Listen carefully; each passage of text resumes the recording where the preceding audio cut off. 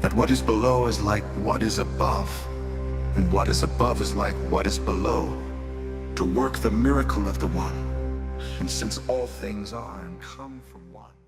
What do an Egyptian pharaoh, a Habsburg emperor, a physics genius like Isaac Newton, and a Renaissance physician have in common? The answer is surprising. They were all, in one way or another, alchemists.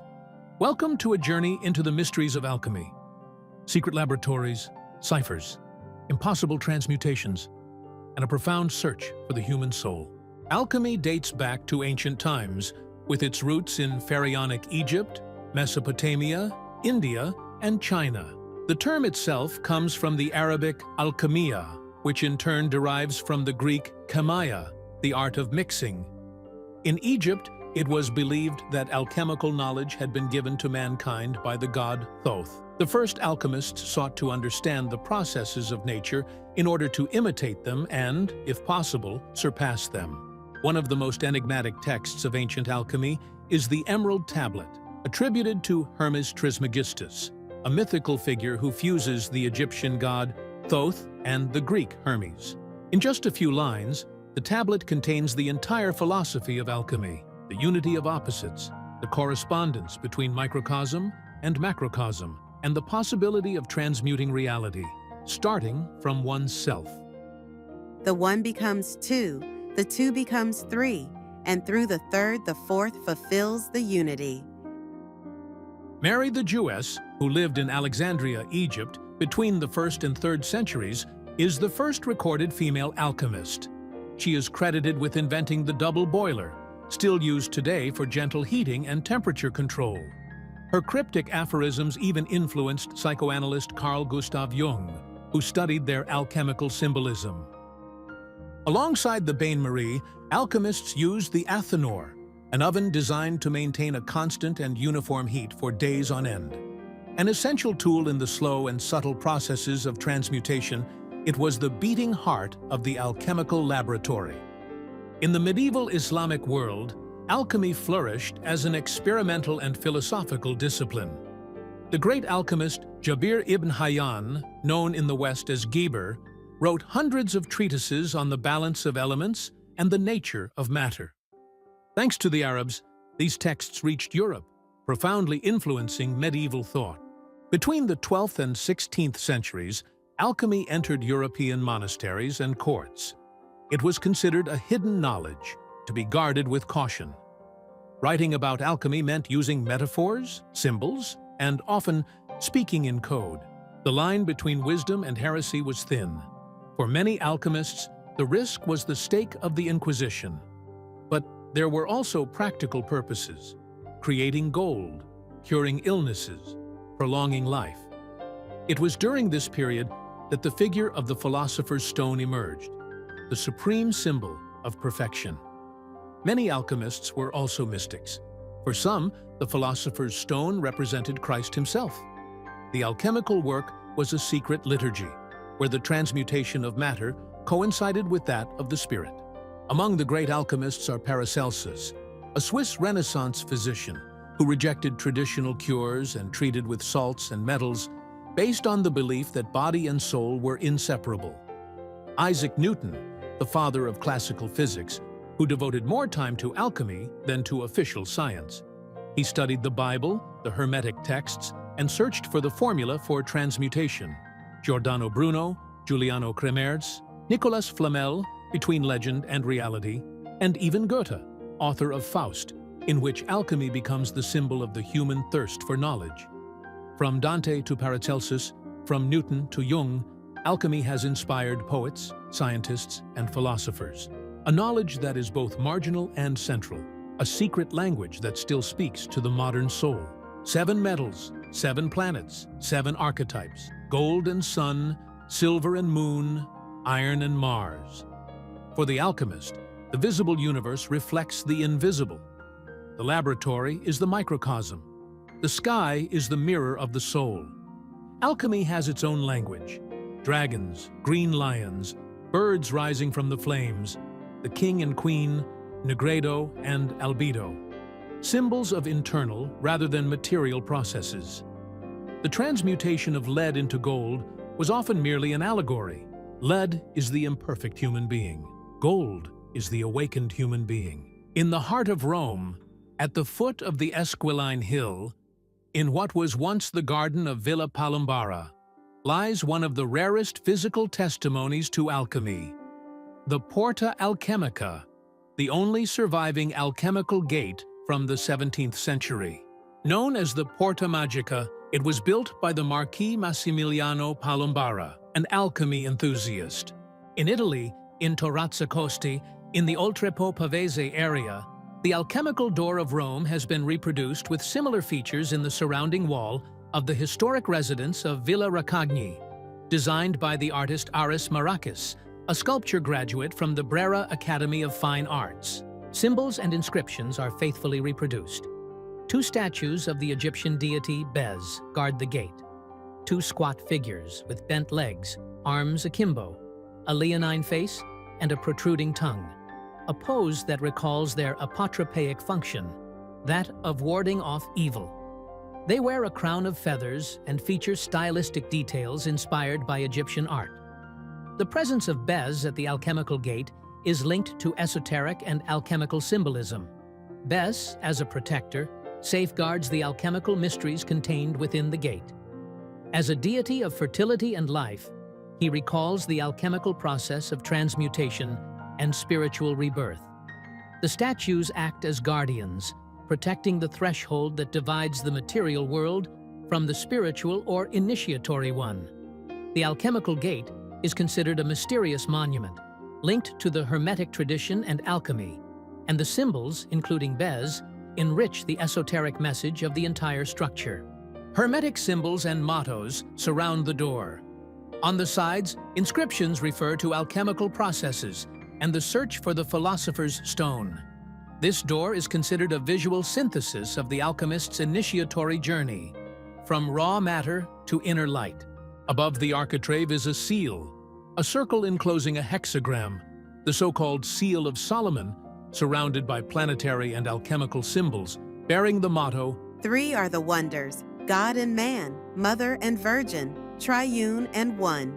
This phrase is a distillation of sacred paradoxes and unions of opposites, a central theme in spiritual alchemy and Western mysticism. Let's look at it in detail. Deus et Homo is a reference to the mystery of the Incarnation, Christ as God made man. In alchemy, the spirit that becomes flesh, and matter that rises to spirit. Mater et Virgo is a reference to the Virgin Mary, mother while remaining virgin. Symbolically, the alchemical prime matter is generative yet uncontaminated, a fruitful mystery without corruption. Trinus et Unus is the Christian Trinity, Father, Son, Holy Spirit, in a single divine essence. In alchemy, salt, sulfur, and mercury are the 3 substances that unite in the one. The smaller inner circle is occupied by an oculus, the alchemical symbol of the sun and gold, surrounded by the inscription Centrum in Trigono, Centri. The center is in the trine of the center. It symbolizes the union of the 3 principles, salt, sulfur, mercury, in the unity of the work. At the center of the architrave stands the Hebrew inscription Ruach Elohim, The Spirit of God, which refers to the spiritual energy that animates creation. The Ruach is the divine spirit that hovered over the waters in Genesis. On the door, it symbolizes the vital spirit necessary for the alchemical work. Just below, you can read an initiatory warning. The dragon Hesperius guards the entrance to the magical garden, and without Hercules, Jason would not have tasted the delights of Colchis. The inscription evokes the myth of the Argonauts and the arduous conquest of the Golden Fleece, which symbolically represents the alchemical elixir, the philosopher's stone, or spiritual perfection. The dragon that guards the magical gardens is the guardian of Hermetic secrets, and the reference to Alcides, the archaic name for Hercules, should not be understood in a historical literal sense, but as a symbol of the heroic energy, inner strength, and spiritual courage required to overcome the trials of initiation. The help of Alcides therefore alludes to the principle of alchemical virtue. The initiate, like Jason, cannot access the mysteries without the guidance of inner strength, transmuted will, and the balance between intellect and action. In this sense, Alcides is not a historical figure of myth, but an archetype, the working arm of consciousness that faces and overcomes the obstacles of the inner journey. On the step above the threshold, at the foot of the door, we read, "It is the hidden work of the true sage to open the earth so that salvation may sprout for the people." This is a direct reference to the Opus Magnum, the Great Work, and to agricultural alchemical symbolism. The true sage is he who knows how to fertilize the raw material, earth, to produce the universal remedy, both material and spiritual. The alchemist's task is not selfish. Knowledge, if authentic, must be transformed into an offering, into collective salvation, like a seed that sprouts in the depths of matter. On the tread of the threshold step, there is the famous double-sided inscription. "If you sit, you don't go. If you don't sit, you go." Reading it from left to right, it means, if you sit, you don't go.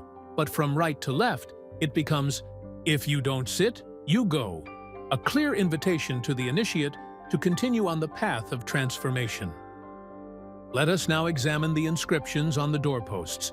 The various authors' interpretations differ on the order in which they should be read. The process is hermetic. One key to understanding them lies in the order in which the phases of the alchemical process occur, each of which is linked to one of the 7 planetary symbols, even though this makes the reading non-linear and leads from one doorpost to the next without a seemingly coherent order. We'll begin at the bottom on the left jamb, with the symbol of Mercury and the inscription, "Blanching Latona with Mercury and fire, Diana comes without veils." Latona, mother of Diana and Apollo, represents raw matter. Fire, Ignis, and Mercury, Azoth, are the instruments of transmutation. The result is the revelation of the divine hidden within matter. This is the beginning of the work and the key to the whole. We then move to the top, on the left jamb, to the symbol of Saturn, the darkest and slowest of the planets, associated with death and dissolution, with the inscription, "When black ravens give birth to white doves in your house, then you will be able to call yourself wise." a powerful image of the Nigredo, the initial phase of the work, which consists of preparing the raw material by pulverizing it. At the same time, the alchemist's mortification, his annihilation and purification occur. The dragon must die. The transformation of black into white represents the purification of matter and spirit. This phase of the alchemical journey allows us to briefly explain a significant chemical process and its connection to the spiritual path and the Hermetic inscription engraved on the gate. It is the calcination of galena, a black mineral, lead sulfide, symbolically evoked by the black ravens. Placed in the Athanor furnace along with silica and calcium oxide, it is heated to high temperatures by blowing air, thus obtaining lead monoxide. In this process, the sulfur separates from the lead and volatilizes as sulfur dioxide. The residue, lead monoxide, treated with carbon dioxide and water, finally transforms into lead carbonate, also known as white lead, a pure white pigment, symbolized by the white doves. The next passage is on the right jamb, at the top, dominated by the symbol of Jupiter, the father of the gods, with the inscription, "The diameter of the sphere, the tau of the circle, the cross of the globe are of no use to the blind." Esoteric geometric enigma. Theoretical knowledge is useless without alchemical practice. It is a warning. Symbols are worthless to those without inner vision. Alchemical Gnosticism emphasizes that knowledge must be experienced, not merely read. Albedo, purification, begins. A new internal order is established. Then, still on the right jamb, we descend to the underlying symbol of Venus, goddess of love and beauty, where the inscription reads, "If you make the earth fly above your head, you will turn the water of the streams into stone." Allusion to the alchemical circulation, the sublimation of vapors, the return to matter, the solidification of essence. Water transformed into stone is the quintessence. This phase represents the development of the albedo and the approach to completion. The next step is a leap to the center of the left jam, where Mars awaits us with the inscription, He who knows how to burn with water and wash with fire makes earth into heaven and heaven into precious earth. Here is described the art of the true alchemist, reversing natural processes, purifying with moist fire and dissolving with dry fire. It is the mastery of the elements, the solve et coagula. The final stage brings us back to the right jam, at the bottom, to the symbol of the sun and the inscription, Mercury, dead, lives, returns as king from fire, and enjoys the occult marriage. It is the Rubedo. It is the final triumph, the resurrection, the union, the generation of the new being. The union of opposites, conjunctio, is complete. The Red King rises again. Gold is born from purified matter. According to some authors, this phrase contains the magic formula. The Magnum Opus, or Great Work, is the beating heart of alchemy. The path of alchemical transformation is divided into three main phases: Nigredo, Albedo, and Rubedo. These phases represent the alchemist's path of purification and enlightenment, a symbolic journey that involves not only matter, but also the spirit and soul. Nigredo, or black work, is the phase of death and decomposition, the darkness before the light. Raw matter is reduced to dust, symbolizing the death of the ego and internal impurities. In this process, the alchemist confronts primordial chaos, the purification of all contamination. Albedo, or white work, represents the purification of matter and spirit. White symbolizes purity, rebirth, and the light that emerges after dissolution. In this phase, the alchemist reaches greater awareness and approaches wisdom. The Rubedo, or red work, is the final stage of the great work, in which the philosopher's stone is obtained. Red symbolizes the perfection achieved, enlightenment. It is the pinnacle of transmutation, when the alchemist achieves the unity of matter and spirit, and the secret of life and the universe is finally revealed. In the 17th century, with the rise of the scientific method, alchemy was marginalized. Modern chemistry was born, and the alchemist was reduced to a charlatan or a visionary. But in the 20th century, with Carl Gustav Jung, alchemy returned to the spotlight, no longer as a science, but as a map of the human psyche, full of archetypal symbols and profound meanings. Today, alchemy survives in many forms, in psychology, art, esotericism, and literature. Its lesson is not so much how to make gold, but how to transform oneself. An invitation to look within, to pass through the shadows, and to discover, perhaps, the light hidden deep within. Perhaps true alchemy has never been an exact science, but a path, a bridge between matter and spirit, between illusion and revelation.